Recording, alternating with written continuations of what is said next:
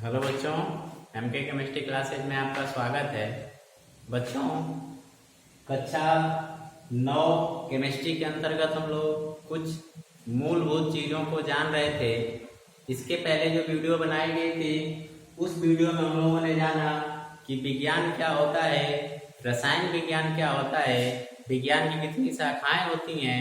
इसके अलावा हम लोगों ने उस वीडियो में पदार्थ क्या होता है एवं उसके लक्षण क्या होते हैं तथा ऊर्जा क्या होती है, पदार्थ और ऊर्जा में अंतर क्या होता है एवं पदार्थ की कितनी भौतिक अवस्थाएं होती हैं, इतनी सारी चीजें हम लोगों ने वहां पे कवर किया था।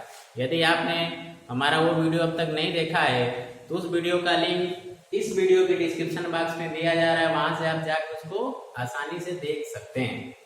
बच्चों, आज का हमारा टॉपिक है द्रव्य का अणुगति सिद्धांत, काइनेटिक थ्योरी ऑफ मैटर। और द्रव्य के अणुगति सिद्धांत के आधार पर पदार्थ की तीनों अवस्थाएं जो हैं, ठोस, द्रव और गैस, उनकी व्याख्या भी हम लोग करेंगे। समझ में आ गया? तो सबसे पहले हम लोग जानेंगे कि द्रव्य का अणुगति सिद्धांत क्या होता है और फिर इस सिद्धांत के आधार पर हम ठोस, द्रव और गैस की व्याख्या कैसे करेंगे। ठीक है, तो आइए शुरू करते हैं द्रव्य का अणुगति सिद्धांत। बच्चों, जो द्रव्य हो या पदार्थ होता है वह छोटे छोटे कणों से मिलकर बना होता है। फिर से एक बार सुनिए, जो द्रव्य होता है या पदार्थ होता है वह छोटे छोटे कणों से मिलकर बना होता है और उन छोटे छोटे कणों को हम लोग कहते हैं अणु। द्रव्य या पदार्थ छोटे छोटे कणों से मिलकर बना होता है और उन छोटे छोटे कणों को हम लोग क्या कहते हैं बच्चों? अणु कहते हैं, मॉलिक्यूल कहते हैं।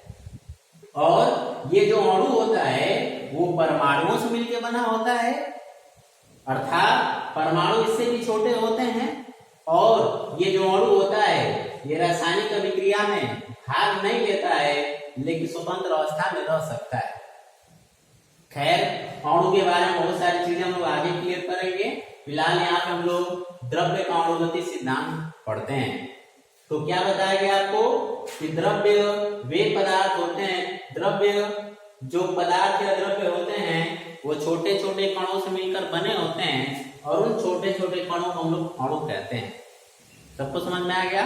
चलिए, तो एक निष्कर्ष हम निकाल सकते हैं कि जो द्रव्य या पदार्थ होते हैं वो अणु से मिलकर बने होते हैं। समझ में आ गया? अच्छा, ये जो अणु होते हैं बच्चों, इन अणुओं के बीच में, ये जो अणु है, दो अणु यहाँ में जैसे हमने बनाया, तो इन अणुओं के बीच में खाली स्थान होता है। किन्हीं दो अणुओं के बीच में खाली स्थान होता है और उस खाली स्थान को हम लोग कहते हैं अंतरा अणु स्थान। क्या कहते हैं उसको? अंतरा अणु स्थान, इंट्रा मॉलिक्यूलर स्पेस। किसी किसी बुक में इस स्थान की जगह पे दिया होगा अवकाश। क्या दिया होगा? अवकाश। फिर से एक बार सुनिए, द्रव्य जो होते हैं वो छोटे छोटे कणों से मिलकर बने होते हैं। छोटे कणों को हमने क्या नाम दिया? अणु। मैंने ये भी बताया कि अणु जो है परमाणु से मिलकर बना होता है और स्वतंत्र अवस्था में रहता है। इसके बाद मैंने बताया कि जो अणु होते हैं, द्रव्य के भीतर जो अणु पाए जाते हैं, उन अणुओं के बीच में खाली स्थान होता है। उस खाली स्थान को हम लोग कहते हैं अंतरा अणु स्थान या अंतरा अणु अवकाश, या इसी को हम कहते हैं इंट्रा मॉलिक्यूलर स्पेस। क्लियर है? इसके अलावा बच्चों, जो दो अणुओं के बीच में खाली स्थान होता है, इसके अलावा दो अणुओं के बीच में एक बल भी काम करता है। दो अणुओं के बीच में एक बल काम करता है, या यूं कह सकते हैं कि जो अंतरा अणु का स्थान होता है उसके बीच में एक बल काम करता है और उस बल को हम लोग कहते हैं, क्योंकि अणुओं के दो अणुओं के बीच में काम कर रहा है, इसीलिए उसको कहते हैं अंतरा अणु आकर्षण बल। क्या कहा जाता है? अंतरा अणु का आकर्षण बल। तो एक चीज तो क्लियर हो गया कि दो अणुओं के बीच में एक बल काम करता है, और वो बल कौन सा होता है बच्चों? आकर्षण बल। अर्थात पदार्थ के जो अणु होते हैं वो सभी एक दूसरे को अपनी ओर क्या करते हैं? आकर्षण मतलब आकर्षित करते हैं, अपनी ओर खींचते हैं। तो दो चीज क्लियर हुआ, अंतराणु का स्थान, अणुओं के बीच में खाली स्थान को अंतराणु का स्थान, और अणुओं के बीच में जो बल काम करता है उसको कहते हैं अंतराणु का आकर्षण बल। ठीक है। और एक बात, चूंकि जो हम लोग यहाँ पे बात कर रहे हैं अणु की, वो समान प्रकार के पदार्थों के अणुओं की बात कर रहे हैं, और समान प्रकार के पदार्थों के अणुओं के बीच जो आकर्षण बल काम करता है उसको हम लोग पर्टिकुलर नाम से जानते हैं, और उस बल को हम लोग कहते हैं स्वसंजन बल। क्या बोलते हैं बच्चों? स्वसंजन बल। तो आप ऐसे कह सकते हैं कि अणुओं के बीच में अंतराणु का आकर्षण बल काम करता है, या कौन सा बल काम करता है? स्वसंजन बल काम करता है। तीसरी बात यह है बच्चों कि जो पदार्थ के जो अणु होते हैं उनके बीच गतिज ऊर्जा पाई जाती है। यानी अणुओं में कौन सी ऊर्जा पाई जाती है? गतिज ऊर्जा। अणुओं में गतिज ऊर्जा पाई जाती है, काइनेटिक एनर्जी पाई जाती है। इसका मतलब क्या हुआ कि जो पदार्थ के अणु होते हैं वो गति करना चाहते हैं। गतिज ऊर्जा किस लिए होती है? जब कोई पदार्थ गतिमान होता है उसमें गतिज ऊर्जा होती है। तो पदार्थ के जो अणु होते हैं वो कह सकते हैं कि गति करते हैं। ठीक है। और जो गति होती है बच्चों, पदार्थ के जो अणु होते हैं उनकी जो गति होती है वो टेढ़ी मेढ़ी होती है, विभिन्न दिशाओं में ऐसे। ठीक।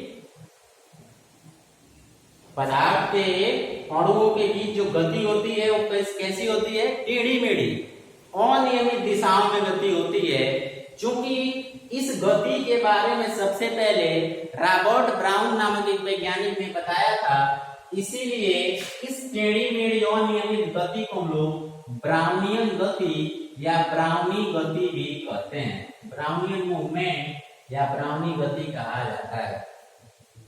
तो कई सारी चीजें यहाँ पे हमने क्लियर किया, किस थ्योरी के आधार पे? द्रव्य के अणुगति सिद्धांत के आधार पे। समझ में आया? देखिए नाम है अणुगति, यानी जो द्रव्य के अणु होते हैं वो गति करते हैं, तो उसी के आधार पे सिद्धांत बताया गया है कि ये क्या क्या ऐसी चीजें होती हैं। सबसे पहले बताया गया कि पदार्थ छोटे छोटे कणों से मिलकर बनते हैं जिन्हें हम लोग अणु कहते हैं।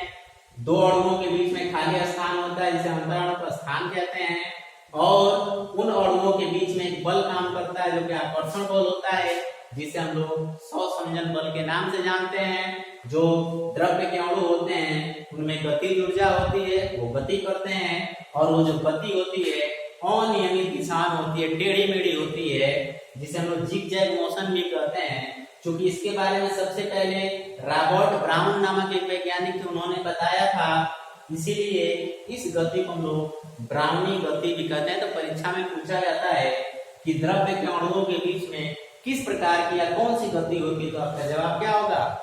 ब्राउनियन गति या ब्राउनी गति होती है। तो ये है बच्चों द्रव्य का अणुगति सिद्धांत। सबको समझ में आ गया? अब हम लोग इस अणुगति सिद्धांत के आधार पर ठोस, द्रव और गैस की व्याख्या करेंगे। तो आइए फटाफट इसको शुरू करते हैं। द्रव्य का अणुगति सिद्धांत के आधार पर हम लोग ठोस की व्याख्या करते हैं। इसकी व्याख्या ठोस, सॉलिड। देखिए बच्चों, दो चीजों पे आपको ध्यान देना है, एक अंतराणु का स्थान और एक बीच लगने वाला आकर्षण बल पे ध्यान देना है। तो बच्चों जो ठोस होता है, जैसे मान लो मैंने यहाँ पे ठोस की संरचना बनानी हो, तो जो ठोस होता है बच्चों, जाहिर सी बात है कि अणु से मिलकर बना होगा। अब उसकी व्यवस्था कैसे होती है? तो जो ठोस के अणु होते हैं बच्चों काफी पास पास होते हैं।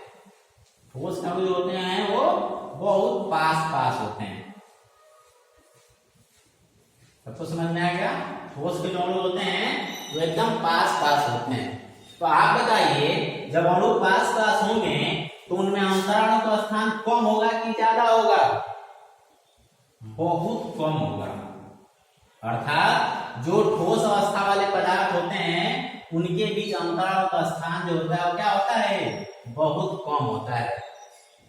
और ये बताइए जब कोई दो अणु बिल्कुल पास पास होंगे, अंतराल का स्थान एकदम कम होगा, तो उनके बीच आकर्षण बल यानी स्वसंजन बल का मान अधिक होगा कि कम होगा? बहुत अधिक होगा। फिर से ध्यान दीजिए कि ठोस में अंतराल का स्थान जो होगा वो बहुत कम होगा और जो अंतराल का आकर्षण बल होगा वो बहुत अधिक होगा। तीसरी बात कि जो गतिज ऊर्जा होगी, ठोस के जो अणु होंगे उनमें गतिज ऊर्जा होती है, लेकिन इनके बीच अगल बगल खाली जगह नहीं है, इसलिए ठोस के अणु जो है अपनी जगह पे गति नहीं कर पाते हैं। किंतु गतिज ऊर्जा होने की वजह से वो अपने स्थान पे सिर्फ कंपन कर पाते हैं। जैसे भागने के लिए तैयार हैं लेकिन जगह नहीं तो भागेंगे कहां पे? तो हम कह सकते हैं कि ठोस के अणु जो होते हैं वो कंपन करते हैं। यही कारण है बच्चों, अंतराल का स्थान कम होना और आकर्षण बल अधिक होना, यही कारण है कि जो ठोस पदार्थ होते हैं उनका आकार और आयतन, उनका आकार और आयतन दोनों क्या होता है बच्चों? निश्चित होता है। सबको समझ में आ गया? ठोस वस्तुओं को तो आप दबा नहीं सकते हैं, क्यों? क्योंकि दबाएंगे कहां पे? जगह नहीं अणुओं के बीच में। इसीलिए मैंने बताया था पिछली वीडियो में, ठोस जो होते हैं वो काफी कठोर होते हैं, उनको दबाने में संपीड्यता नहीं पाई जाती है और आयतन भी निश्चित होता है। इसलिए ठोस वस्तु को कहीं भी आप किसी भी स्थान पे रखोगे वो प्रत्येक स्थान पे समान जगह घेरता है। स्थान मतलब जगह घेरने की क्षमता। तो इसी अणुगति सिद्धांत के आधार पर ही इसकी व्याख्या की जाती है कि ठोस का आकार और आयतन क्या होता है? निश्चित होता है। कुछ ठोस वस्तुओं को हम लोग जान लेते हैं, जैसे ब्लैकबोर्ड ठोस है, ईंट हो गया, ये चाक हो गया, लोहा हो गया, प्लास्टिक हो गया, ये सभी वस्तुएं ठोस की श्रेणी में आती है। दूसरा हम लोग ले लेते हैं बच्चों द्रव। जो द्रव वस्तुएं होती हैं लिक्विड, उनकी संरचना बनाते हैं हम लोग।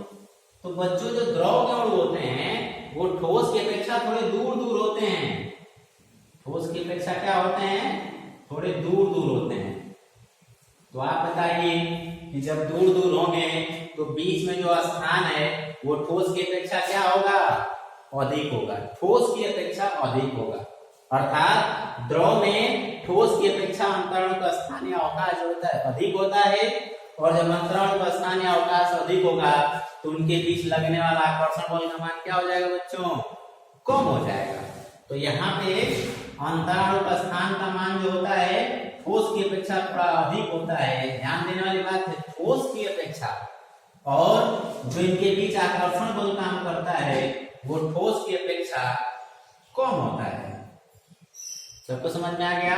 और चूंकि इनके बीच में खाली स्थान देख रहे हैं कि ज्यादा होता है, अंतराल का स्थान अधिक होता है, यही कारण है कि द्रव के अणु अपने स्थान पे गति करते हैं, अपने स्थान को चेंज करते हैं। जो इसमें आपको गतिज ऊर्जा होती है बताया, वो काफी स्पष्ट रूप से द्रव में दिखाई देती है, द्रव के अणुओं में दिखाई देती है। और द्रव के अणुओं में बड़ी आसानी से हम लोग ब्राउनियन गति को भी देख सकते हैं। आप पानी गर्म कीजिए, गर्म करने पे, अणुओं को गर्म करने पे गतिज ऊर्जा का मान बढ़ जाता है बच्चों। आप पानी को गर्म करिए और देखिए, पानी को गर्म करते हैं तो पेंदी में से छोटे छोटे कण जो है ऊपर की तरफ भागते हैं। अर्थात पानी के जो अणु होते हैं वो अपना स्थान छोड़ के गतिज ऊर्जा नीचे जो पेंदी में जो कण होते हैं, अणु होते हैं, उनको पहले ऊष्मा मिलती है तो गर्म होकर ऊपर की तरफ भागते हैं। तो वहां पे हम लोग जल के अणुओं में गतिज ऊर्जा को ये या ब्राउनियन गति को बड़ी आसानी से हम लोग देख सकते हैं। सबको समझ में आ गया? चलिए अब इसका निष्कर्ष निकालते हैं। तो यही कारण है कि जो द्रव होता है उसका आकार तो निश्चित नहीं होता है, यानी आकार अनिश्चित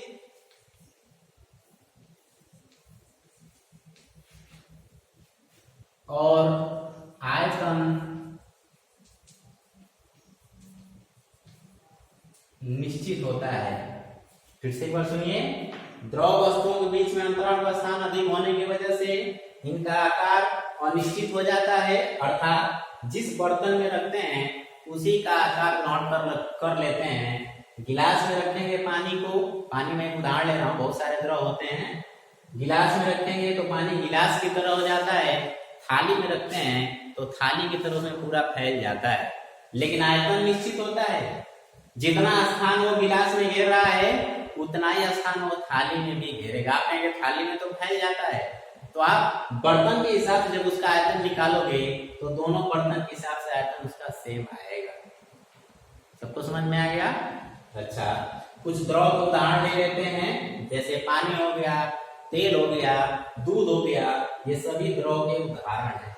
एक और विशेष बात बच्चों, द्रव में तरलता पाया जाता है। तरलता का गुण होता है, इसके बीच में खाली स्थान होने की वजह से अणु एक दूसरे के ऊपर लौटते हैं, जिसके कारण बच्चों जो द्रव होते हैं वो बहते हैं। तरलता का मतलब होता है बहते हैं। कैसे बहते हैं? तो आप हमेशा बताएंगे ऊपर से नीचे की तरफ। आप देखते हैं घर में पानी आपके गिर जाता है तो पानी अपने आप रास्ता बना लेता है, वो हमेशा ऊपर से नीचे की तरफ भागता रहता है। समझ में बात आ गई? बर्तन में रखते हैं तो बर्तन की सतह को छोड़ के वो नहीं भाग पाता है। क्यों? क्योंकि भागना तो चाहता है, लेकिन इसके बीच में खाली स्थान इतना भी कम नहीं होता है, पीछे वाले और उसको खींच लेता है, क्योंकि और के बीच में बल होता है। सबको समझ में आ गया?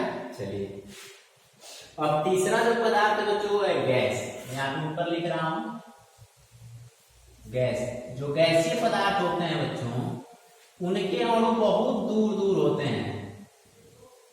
गैसीय पदार्थों के अणु बहुत दूर दूर होते हैं, यानी ठोस और द्रव की अपेक्षा बहुत दूर दूर होते हैं। दैट मीन्स इनके अणुओं के बीच अंतराणु का स्थान बहुत अधिक होता है और आकर्षण बल लगभग 0 होता है, या आप कह सकते हैं कि नगण्य होता है। गैस के जो अणु होते हैं उनके बीच जो बल होता है वो नगण्य होता है, और अंतराणु का जो स्थान होता है बहुत अधिक होता है। सबको समझ में आ गया? अच्छा, यही कारण है कि जो गैसीय पदार्थ होते हैं उनका आकार और आयतन दोनों अनिश्चित होता है। क्या होता है?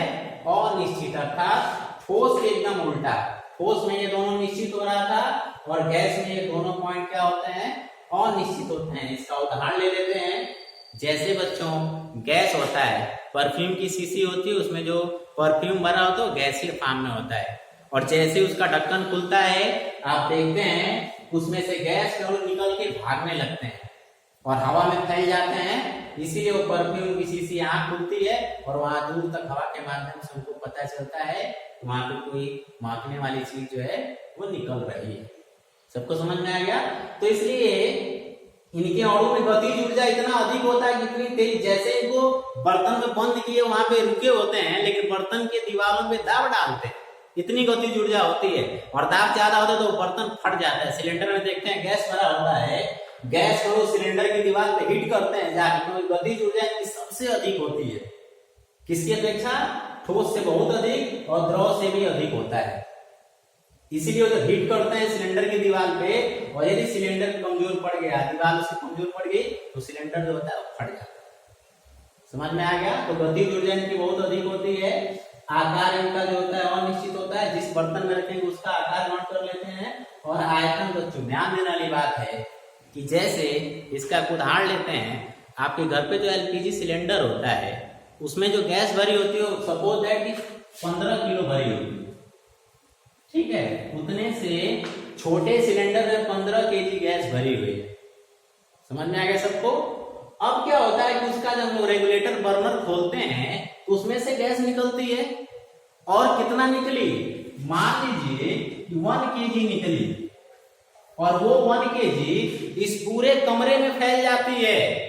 ध्यान दीजिए, 15 किलो था सिलेंडर में था, छोटे से बर्तन में कम जगह घेरा था, और उसमें से मात्र 1 केजी निकला और पूरे कमरे को कवर कर लिया, पूरे कमरे में उसकी बदबू आने लगती है। तो इसके आधार पर हम कह सकते हैं कि गैस का जो आयतन होता है बच्चों वो अनिश्चित होता है। तो आई होप आपको ये सारी चीजें क्लियर हो गई होंगी। आइए फिर से इसको जल्दी से एक बार रिकॉल कर लेते हैं। हम लोगों ने क्या पढ़ा बच्चों? द्रव्य का अणुगति सिद्धांत। इसमें 3 चीजें बताई गई कि जो पदार्थ होता है वो छोटे छोटे कणों से मिलकर बना, जिन्हें अणु कहते हैं। अणुओं के बीच में खाली स्थान होता है जिन्हें अंतराणु का स्थान कहते हैं, ठीक है।